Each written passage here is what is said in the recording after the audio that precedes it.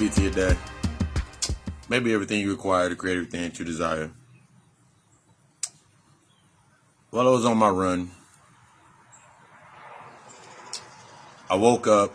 Let's scale back a little bit. I woke up. Did my usual meditation. Did my usual 15-minute meditation. Got myself together. Assessed the information that was brought to me while I was in my rest state. Assessed the body. Went on my run. And I was thinking about I believe it's law number 9 of the 48 laws of power. And I was thinking about arguments. And it made me think about it. Every argument that I had was based on, when we think about arguments, one of the things we always think about is has to be heated. Any argument, but the definition of an argument, the second definition, when you look it up, is to set the terms to the reasoning while ultimately denying the observation of action. See, a lot of times you have to ask yourself, am I seeking observation am I seeking the argument to validate my reason? And if so, naturally, I'll always be triggered when my actions are brought up that have been observed. That's one part. That's one spot. Put that bubble up right here. The other bubble to the thought process. If I'm always seeking the argument or the settlement to my reasoning for my being, I will always deny the observation of my own actions. You ever looked into an argument and you got in an argument with somebody and you got emotional? That means you were forced to be emotional present because you were stuck in that relevance of that emotion that you created in that scenario. You said, if I go into this conversation, I got to be a certain way. So the entire time you seeked ultimately the obstacle to create to stay within this realm of that emotional day. You're angry, you're frustrated, you're sad, whatever the emotion may be. Even into the underlining of the emotion, insecurity, jealousy, the true aspects, anxiety, overwhelm, overthinking to that process. Ultimately, you seek an argument to set the tone for the reason to be within that state. Here's the most detrimental part of that process. As long as you're doing that, you never look at your actions. I don't know how many times I was not looking at my actions. And of course, if I'm always seeking an argument and I'm denying observation, then my actions never match the argument. It never matches the present actions. It doesn't matter what I'm looking at. I never can match the present action. So it's like, now you got to think about this aspect of your thought. Remember, your thoughts are automatically in the past. As soon as you have a thought, it goes into the past. What's in the past? If you haven't dealt with something or haven't integrated with it, then it goes into the shadow. The shadow is the observer. It observes and it creates based on whatever argument that you took in. So a lot of times when you're looking at yourself, the argument that you're having now in a present tense, it ain't got nothing to do with now. If you ever notice that every time you have an argument, it's funny how, or I saw you do this, but I didn't say nothing then, you're always stuck in the aspect of the past because of the thought, where you were already angry. So now you got to look in your space of your actions, of observing your actions. Most of your actions are based in anger. But it's not based on somebody made you angry, somebody made you upset, somebody made you feel worthless, somebody made you feel something. Your actions are matched to what you feel you deserve based on that original thought. So think about your original thought. Until you go through this process of healing and assessing yourself, the mundane aspects will always hold your attention. The mundane argument will always hold your attention. The debate will always hold your attention. Rather than you sitting in a position of understanding that I need to observe my actions. Greetings, greetings. Rather than understanding I must observe my actions. Every time you go into a space, somebody's going to bring up your actions. It's not your job to validate your actions to another person. This becomes something so real. It wasn't my job to validate my actions. It was my job to observe how my actions made somebody feel.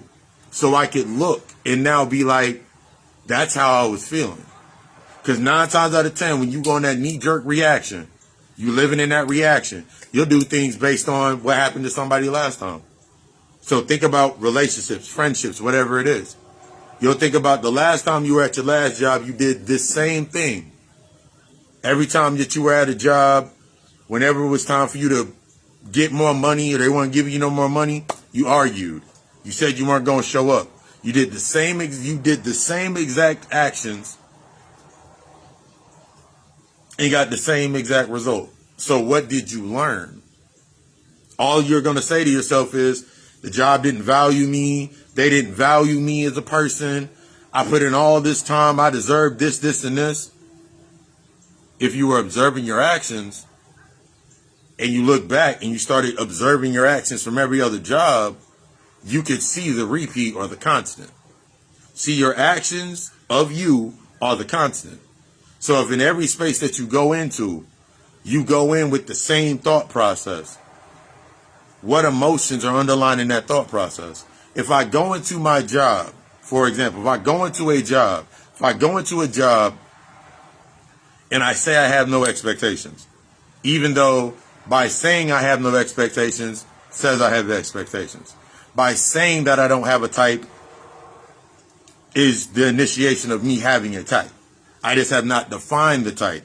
I have not defined the expectation. So since I haven't defined my type, defined my expectation, I can't assess how to live without the expectation. You see how that works? How you stay in that cycle, that automatic thought process? You got to remember, put it like this before we keep building.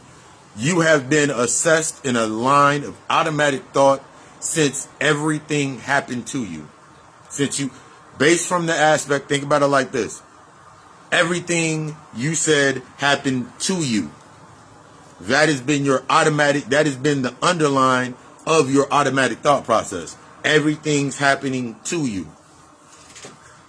That's from the role of the looking for the reasoning for your arguments.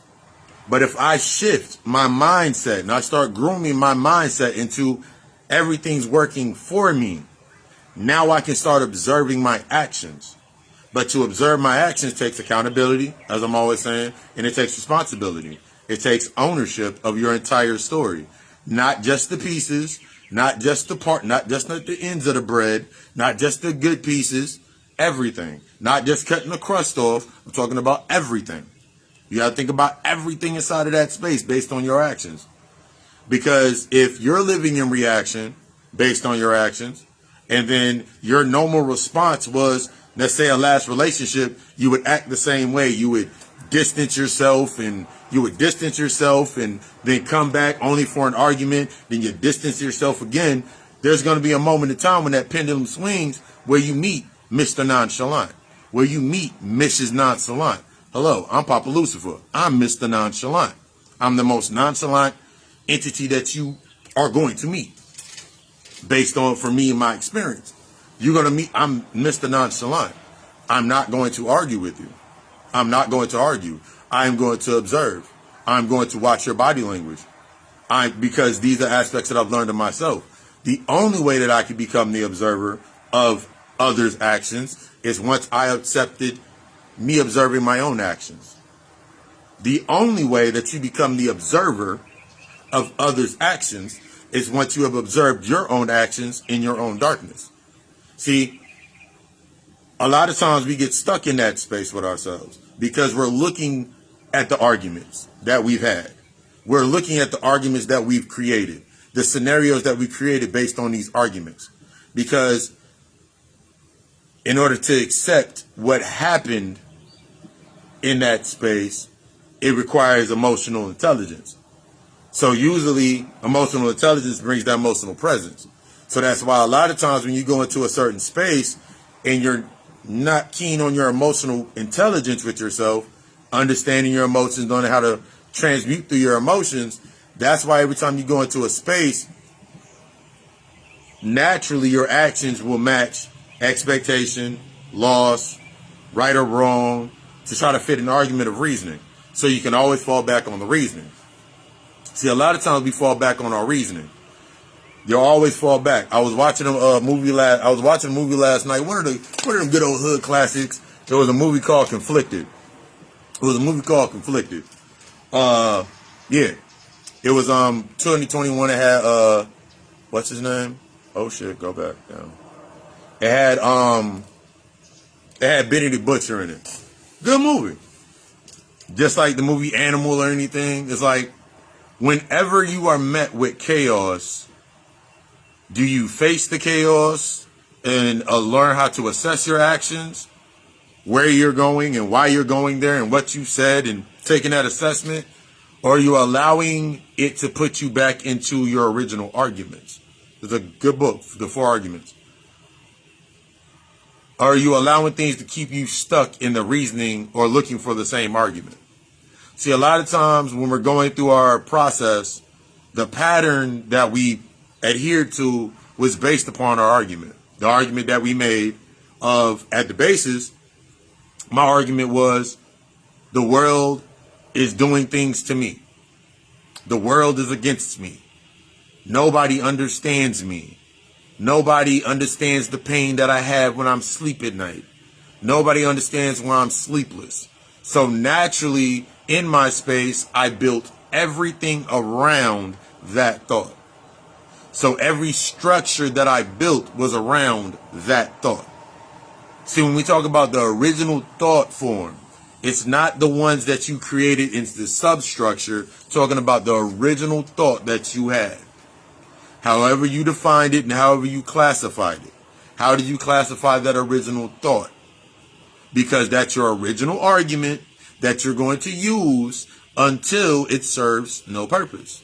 And then you'll just create, and then because when the pendulum swings and it no longer serves a purpose, that means, let's say, for example, you say niggas ain't shit, you say bitches ain't shit. Okay, cool. Until you meet someone that forces you to look at, you're a breath of fresh. Think about the things you would say. You're a breath of fresh air. You're mad, mud, different. And then you go into comparison mode. So you're not stepping out of the argument. You're looking for comparisons to keep that argument dormant. Now the argument goes dormant. But since you're still seeking your reasoning for things you have not dealt with based on your actions, because you need those actions, remember, the action is based on that deny or that argument because I'm not observing my actions. So now you think about yourself. I give everything in every relationship. I do this I do this, and this. And I talked about that in compare and contrast. And I talked about that in the infatuation and the allure. See, that argument that you have inside of your mind, it always has you trying to put everything into the infatuation. First 6 months. As you're trying to put everything in the infatuation. That means you're going to try to show your best in the first 6 months. You're going to try to show your best in the first 6 months. Job, relationship, whatever it may be, you're going to show your first 6 months, you're going to try to show your best. Now that timeline can be shorter, can be longer. Depending, because time doesn't exist, it's the behavior. So as long as the behavior is maintained, you can take 6 months and make it 8 months. There's some people right now, they've taken 6 months and made it 10, 12 months. And then the argument is, I'm private. The argument becomes, I'm private. The argument becomes, I'm cautious. The argument becomes, protecting my energy. The argument becomes so many different things. You make so many different substructures of that same argument. So every time that argument gets challenged, so what about us? So what are you doing with your life? How are we doing this? What does this mean? So all of these questions come up to yourself. You haven't defined those in your actions. See, a lot of times, one thing that I had to think about was there's a difference between being in career mode and being in work mode. Being in work mode is at the max being the manager of being the manager. While being in career mode takes you into being the owner and all the multiple tiers that are within being in the aspect of ownership. Being the employee mindset or the argumentative mindset, staying in the argument, you're employed by your shadows. That means you will only do based on what shadows, based in repression or suppression.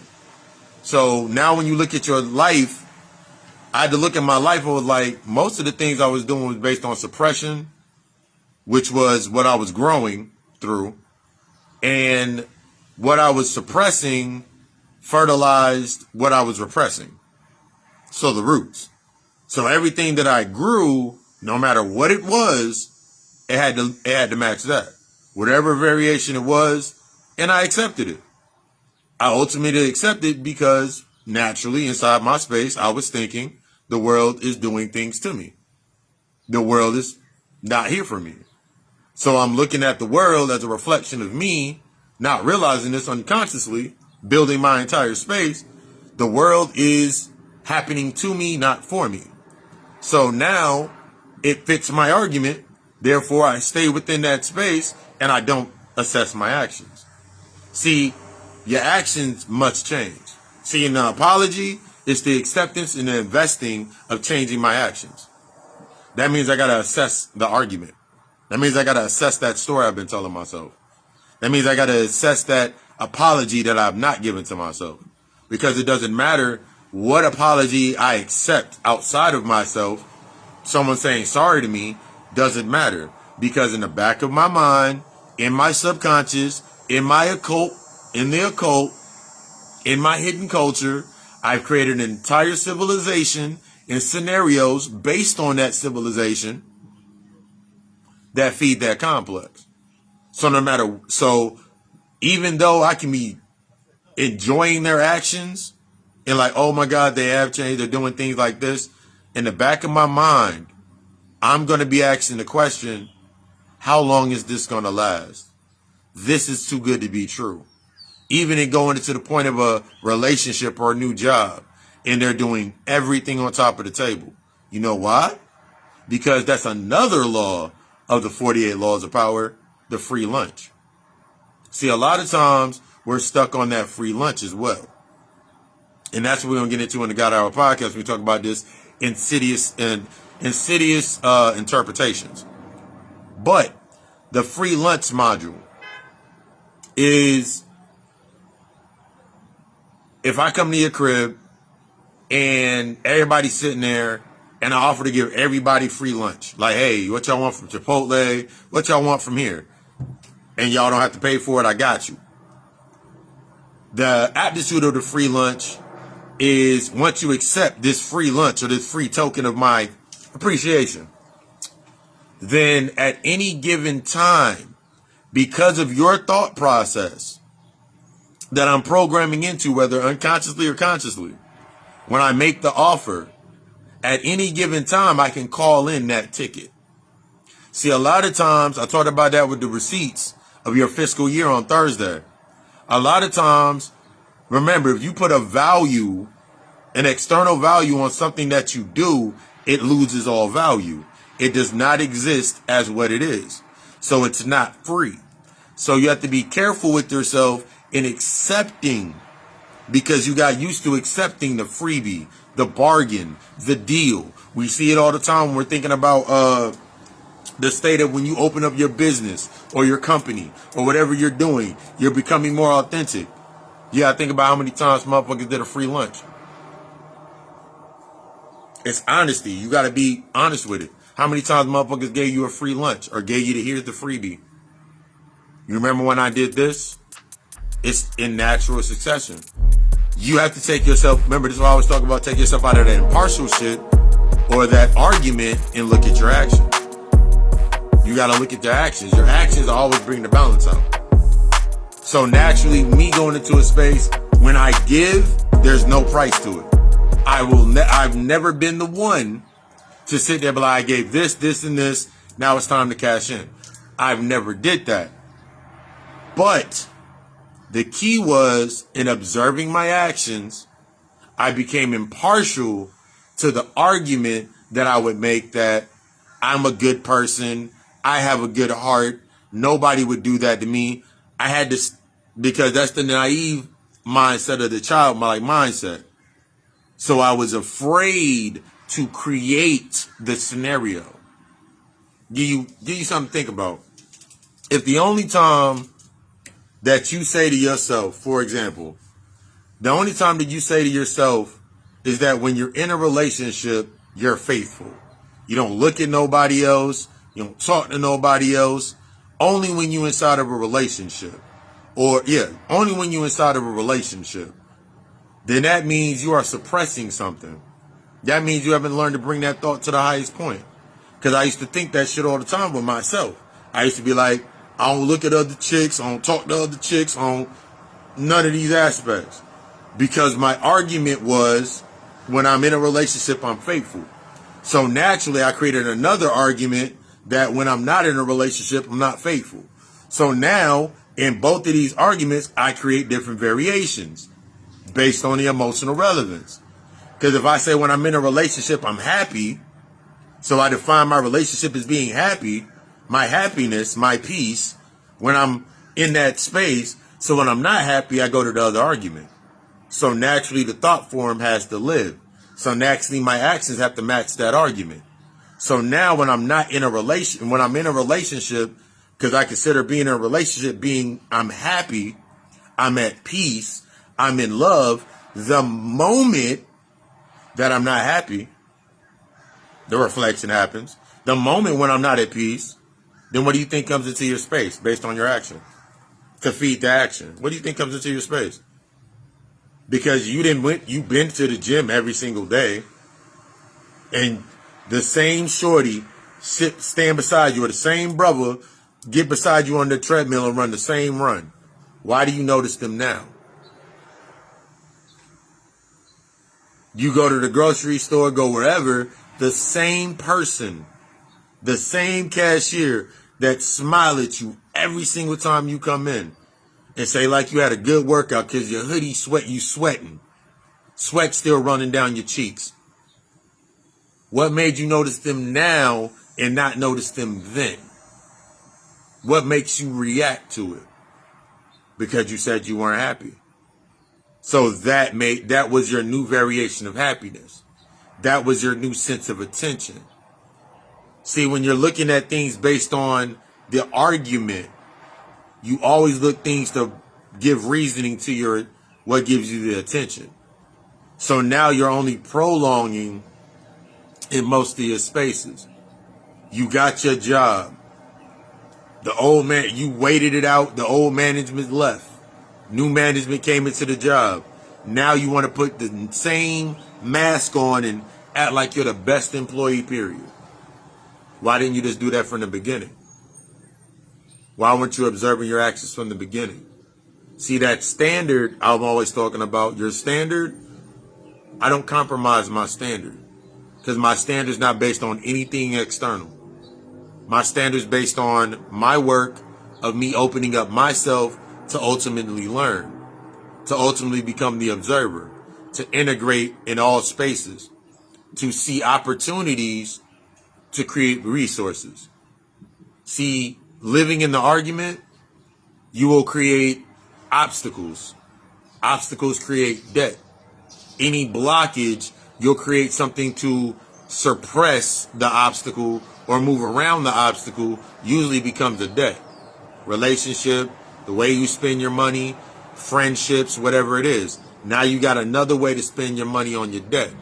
Instead of looking at your actions and being like, you know what? It's my actions that led me to this. Why do my actions always lead me to this? What pattern am I living in? What behavior do I need to check? Do I really, I'm not conforming to the space, I'm conforming to myself.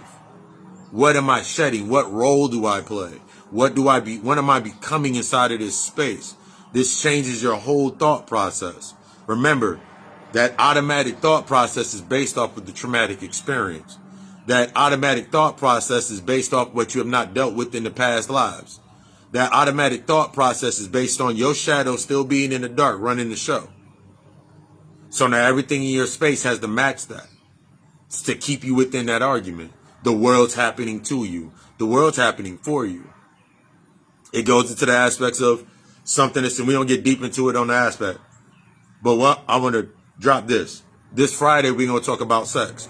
If you have not tuned into the God of Co-Alchemy, my YouTube channel, go look at the first lecture when I talked about sex, volume part 1. This is going to be part 2. You have to think about it like this. Have you ever thought about sex and sex always being on your brain? Sex always being on your mind? And understanding what sex is. Not just simply in a physical format. I'm talking about in the overall format.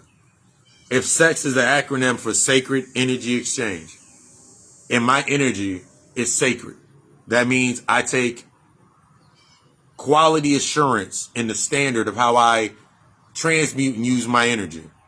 So that means every exchange of my energy consummates or creates something based off the original point. So if I think about this and I ask you the question, based on that aspect, taking you out of that comfort zone, what was your first experience that consummated your argument? The way that you are. What was the first aspect that created something in your life? Remember, when we think about traumatic experiences, we usually always think about the sexual trauma, not denying these aspects, but even when, let's talk about with sexual trauma, sexual experience in that first beginning, if that was your first experience, i.e. the thought that created your argument in your mind, that set your values, set your pace, set your tone, if you haven't dealt with that, then guess what your argument is? Your argument is only a variation of the first argument. So let's go even deeper. The first time that you had that experience to create an individuality, you wanted to get your hair cut a certain way, you wanted to eat a certain way, you were acting a certain way. And it was brought down to the point of like your parents said no. That created something. See, you got to get outside of this point. That thought form created something. That moment of individuality where you were expressing to learn how to become whole with yourself. It could have been something as simple as that you were playing dolls with your sister and you had the army men, y'all were playing with the action figures. But you were told to grow up. Something that simple. What did it create? What argument did it create inside of your mind that you have not yet settled? See, the arguments in your present state, the conversations in your present state, they're only variations of the first argument. They're only variations of the first argument that you've ever had. The first dialogue that you had back and forth. If you didn't settle it then, you haven't settled any argument going forward. Because the only way that you learn how to settle it is what? Get louder. Get angry. The louder that you spoke, the more right that you were. Where did you learn that? How did you learn to assess an argument that way? As opposed to your actions. Why are you triggered when someone tells you about your actions? Because you haven't been assessing your actions. Your actions never match the current argument. Ever. I had to learn that my actions never matched the current argument. It didn't matter what actions that I did moving forward in growth. If the argument that started for me to assess that argument, to assess the actions of that argument, Then I changed and assessed and self-reflected, and now I changed my actions. That argument is no longer valid. Because every time that argument comes up, I have new information based on assessing my actions. You see how you change the cycle of the premise of the cycle? See, a lot of times when we're stuck in the argument that we've been telling ourselves to stay angry, stay upset, stay within there, to give someone else the account hold of our emotions.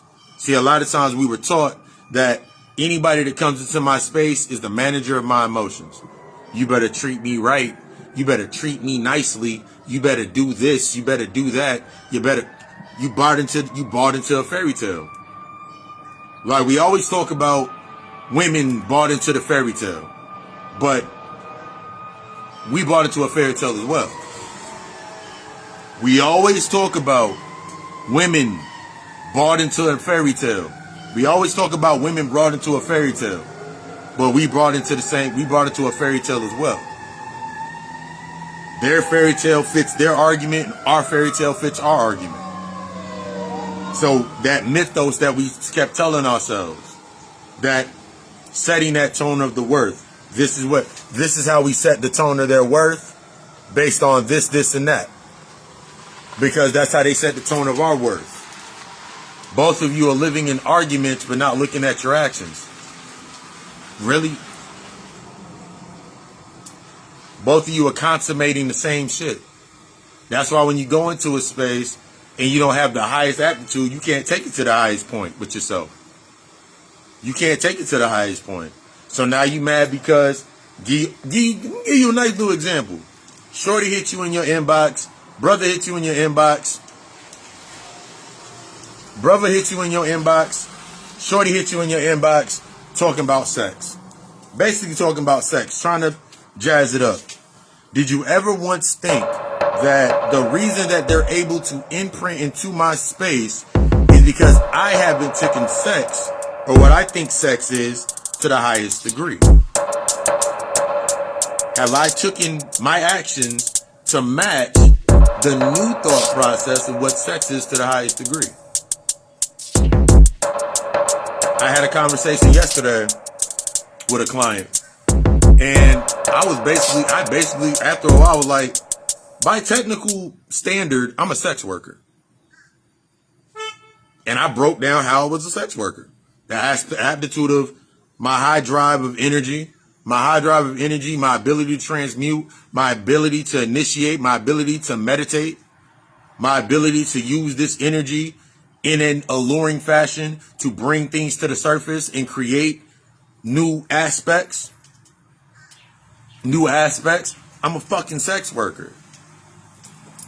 I'm a healer. That's why they say the healer don't fuck the help. Because I'm a healer. That's what it does. Healing sex is that transmutation. But now that I understand to this aspect, we don't get deep into this on Friday. Now that I understand this higher aspect, I understand that every exchange of my energy being in a sacred sense,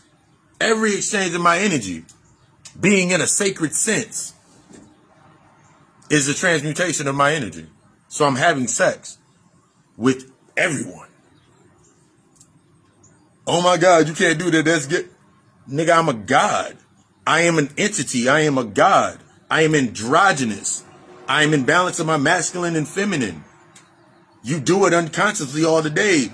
If you are one of those, think about the brothers always be like, I'll give more to my dogs than I give to these bitches. You are in the feminine space.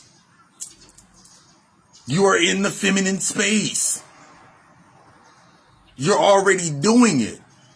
So now the only thing that keeps stopping you, so when you think about agendas and everybody coming at you with this agenda aspect, what do you think? It's only based on the thought form that you have not yet assessed with yourself. You mad about transgenders. I'm living the life of who the hell I really am because they haven't accepted these balances with themselves. What do you think you are? What do you think you going through right now and through your process? What do you think you doing? So when you start thinking in that way, this is when we always start by him. You got to start thinking like a god. You got to stop thinking, yes, conversation is sex. Everything you doing is going to be based is sex, because you're trying to create something.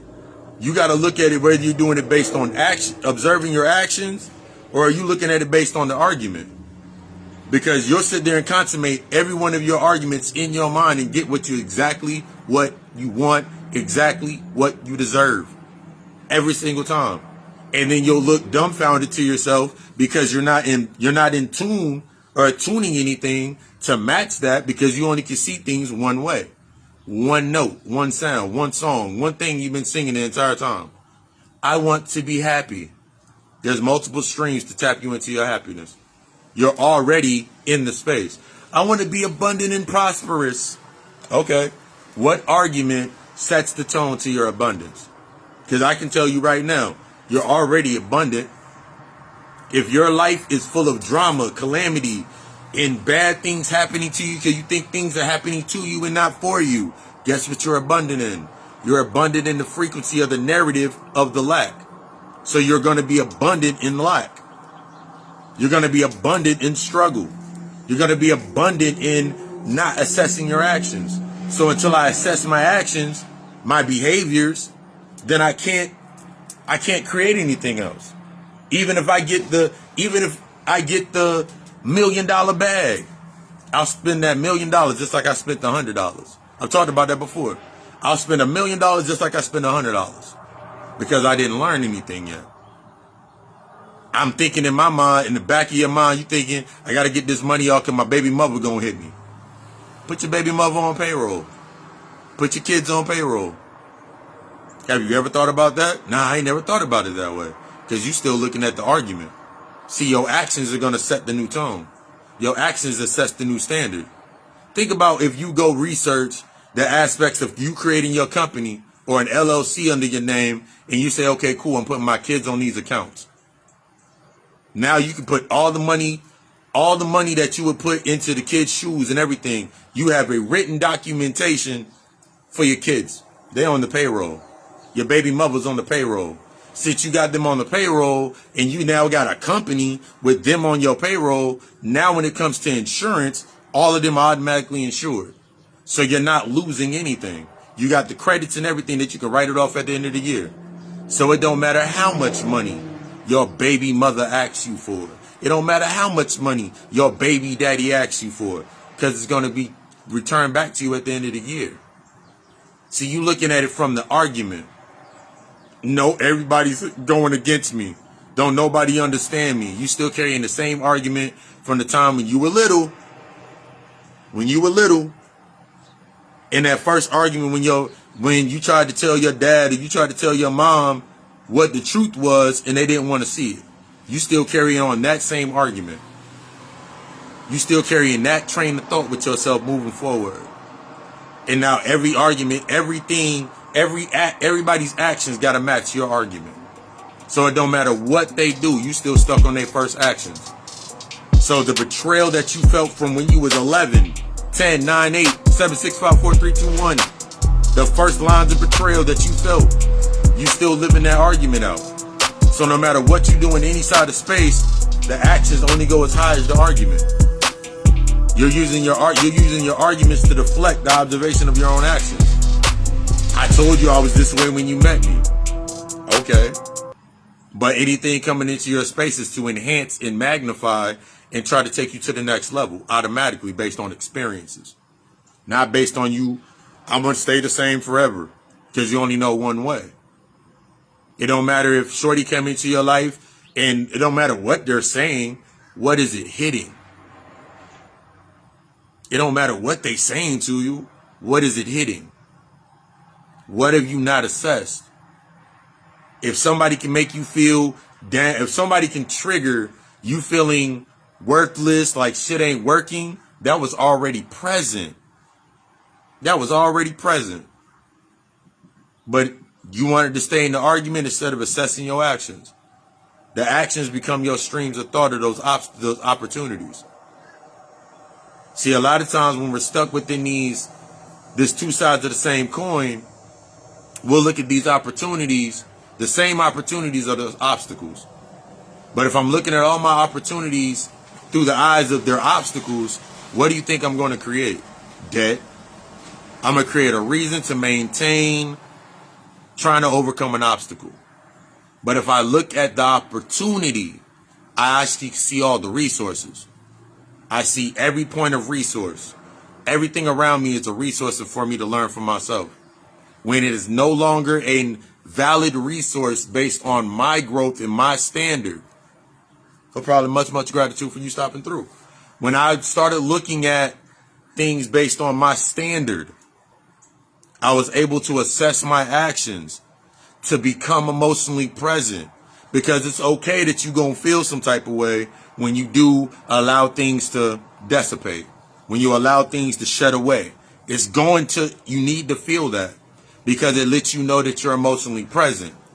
It allows you to understand where you were relevant versus present. See, a lot of times, one of the biggest things that we get confused with is emotional relevance versus emotional presence. And I want to get deeper into that throughout the week. But we get stuck on emotional relevance versus presence. See, your emotional presence, it forces you to sit in that emotion.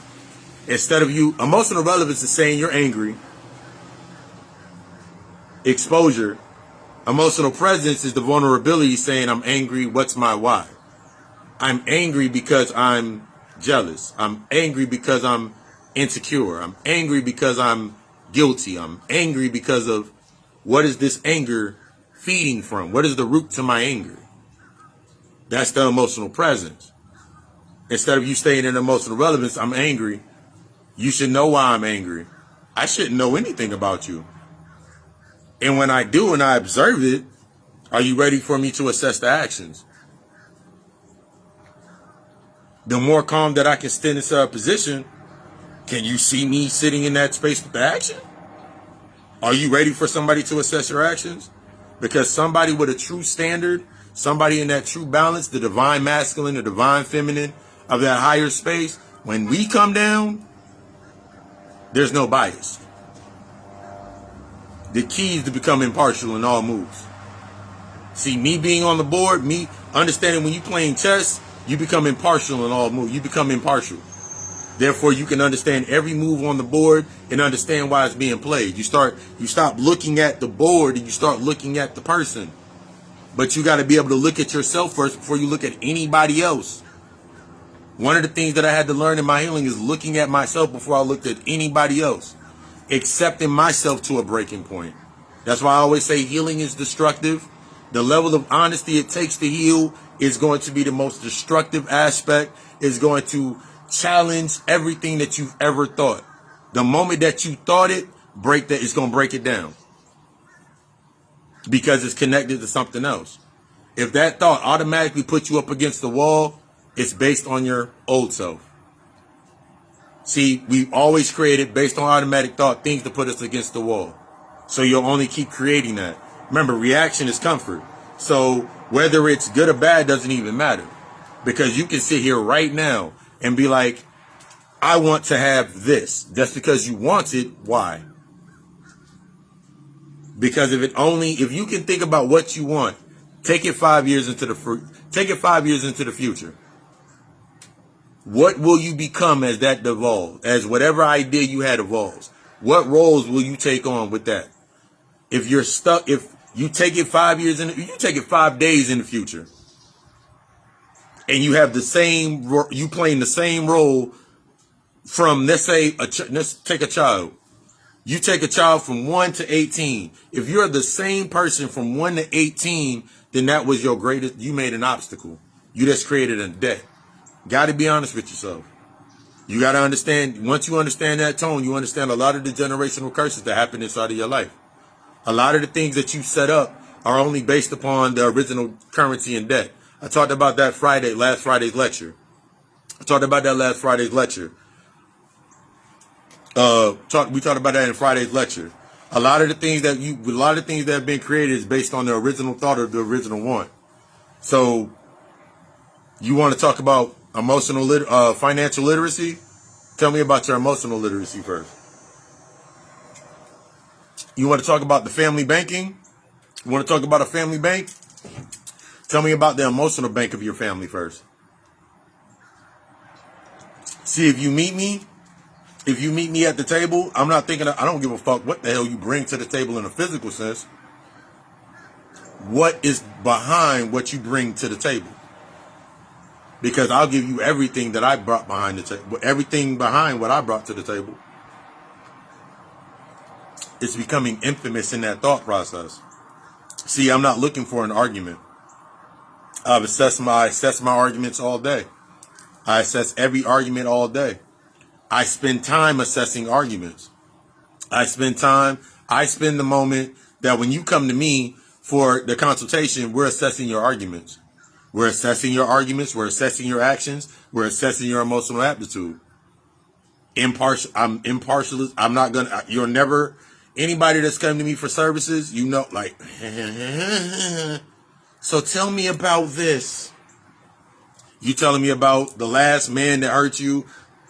Tell me about this day right here. The Spirit's telling me about this day right here. Let's talk about that. What does that have to do with that? It wouldn't have came up if that didn't exist. That wouldn't exist if this didn't, that wouldn't come up if this didn't exist. You gotta talk about what exists in that shadow. What's in the light is based on preserving. What's in the light is based on projection. What's in the light is based on perception. Only in your darkness, through that true humility, integrity, vulnerability, do you understand the potentials, ultimate potentials, the ultimate perspective, and the ultimate promotion of yourself. What do you want to be? You can stay stuck in an argument. I'm not going to argue with you. No one's going to argue with you. The only people that argue with each other are ones that are afraid of investing in the change of their actions. You can build a beautiful story off of an argument and be like, yeah, well, if you do this and you do this, then I'm going to do this. Actions change for a couple of weeks. There's no assessment of the true argument or the emotional underline. So they go back to doing it whenever something bad happens. The key is never to have, when I always say this, one of my earlier things I always said was study all, follow none, and there's no going back. No going back means there's no going back. This shit over means that shit's over. It's talking about your train of thought. It's talking about that old thought process and that old argument. You can keep using the same things over and over and again, and you're going to keep getting the same exact results. The same emotional relevance that the last people that you knew that did it, you thought you could do it better because you had a better argument, but y'all committing the same action. It's time to self-assess your actions. Whew! Wanted to get that out there. Appreciate you for stopping through. This week on the God Hour podcast, we're going to get into insidious deeper into these laws through insidious interpretation. A lot of times, because of us not dealing with those shadows, not dealing with the environment that we've created, the variations, the bastard children that we've created, the behavior, the pattern, the habit that we created it for, whether it was the bad or good, whatever it was, we developed this insidious interpretation of our life based on what's happening to us and not understanding that it's happening for us. That's what we're going to get into this week on the God Hour podcast. It'll be dropped at 6 a.m. every Tuesday because today is the only day that matters. This Friday, we're going to be getting into sex, the higher definitions, understanding that you having sex right the fuck now. You having sex right the fuck now. This communication is sex right the fuck now. I'm speaking to a depth inside of you that is ready to be unlocked. But you got to get past all the haberdasheries that you keep putting up. But yeah, everything for me, for services including readings, which are mini consultations, all the way up to that shadow work consultation, where we discuss where you at, bring those emotions to the surface, what you've been dealing with, what you haven't been dealing with, bringing it to the surface, and seeing if it's deeper for you to get into the shadow work therapy sessions with me. Might just be some guided, might be some light work, might be some in-depth work. Whatever it is, that's what the consultation is for. Hit me up in the inbox. I desire you to be the fucking best. One thing that I said on Friday that I stand by, that I've been standing by for a while. You deserve to be the fucking best. You deserve everything that you desire. But you gotta destroy the entitlement. You deserve peace.